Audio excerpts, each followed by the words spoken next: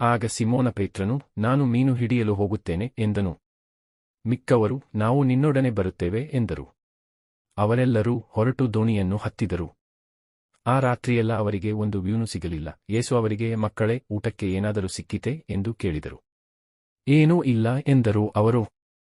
ದೋಣಿಯ ಬಲಗಡೆಗೆ ಬಲೆ ಬೀಸಿರಿ, ಮೀನುಗಳು ಸಿಗುತ್ತವೆ ಎಂದು ಯೇಸು ಹೇಳಲು ಅವರು ಹಾಗೆಯೇ ಮಾಡಿದರು. ಆಗ ಮೀನುಗಳು ರಾಶಿರಾಶಿಯಾಗಿ ಸಿಕ್ಕಿದವು. ಬಲೆಯನ್ನು ಎಳೆಯಲು ಆಗದೆ ಹೋಯಿತು. ಆಗ ಯೇಸುವಿನ ಆಪ್ತ ಶಿಷ್ಯನು ಪೇತ್ರನಿಗೆ, ಅವರೇ ಪ್ರಭುವೇ ಎಂದನು. ಪ್ರಭುವೆಂದು ಕೇಳಿದ್ದೇ ತಡ, ಬರೀ ಮೈಯಲ್ಲಿದ್ದ ಪೇತ್ರನು ಬಟ್ಟೆಯನ್ನು ಹಾಕಿಕೊಂಡು ನೀರಿಗೆ ಧುಮುಕಿದನು. ಯೇಸು ಅವರಿಗೆ, ನೀವು ಈಗ ತಾನೇ ಹಿಡಿದ ಮೀನುಗಳಲ್ಲಿ ಕೆಲವನ್ನು ತನ್ನಿ ಎಂದು ಹೇಳಿದರು. ಯೇಸು ಅವರಿಗೆ, ಬಂದು ಊಟಮಾಡಿ ಎಂದು ಅವರನ್ನು ಕರೆದರು.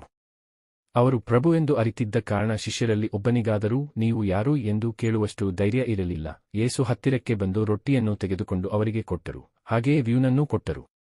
ಯೇಸು ಸತ್ತು ಜೀವಂತರಾಗಿ ಎದ್ದ ಬಳಿಕ ತಮ್ಮ ಶಿಷ್ಯರಿಗೆ ಕಾಣಿಸಿಕೊಂಡದ್ದು ಇದು 3ನೆಯ ಸಾರಿ.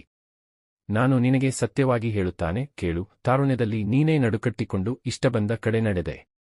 ವೃದ್ಧಾಪ್ಯದಲ್ಲಾದರೋ ನೀನು ಕೈಚಾಚುವೆ. ಬೇರೊಬ್ಬನು ನಿನ್ನ ನಡುಕಟ್ಟಿ ನಿನಗಿಷ್ಟವಿಲ್ಲದ ಕಡೆ ನಿನ್ನನ್ನು ನಡೆಸಿಕೊಂಡು ಹೋಗುವನು ಎಂದು ನುಡಿದರು. ಪೇತ್ರನು ಎಂಥ ಸಾವಿನಿಂದ ದೇವರ ಮಹಿಮೆಯನ್ನು ಬೆಳಗಿಸಲಿದ್ದಾನೆಂದು ಸೂಚಿಸಿ ಹಾಗೆ ಹೇಳಿದರು. ಇದಾದ ಮೇಲೆ ಯೇಸು ಪೇತ್ರನಿಗೆ, ನೀನು ನನ್ನನ್ನು ಹಿಂಬಾಲಿಸಿ ಬಾ ಎಂದರು.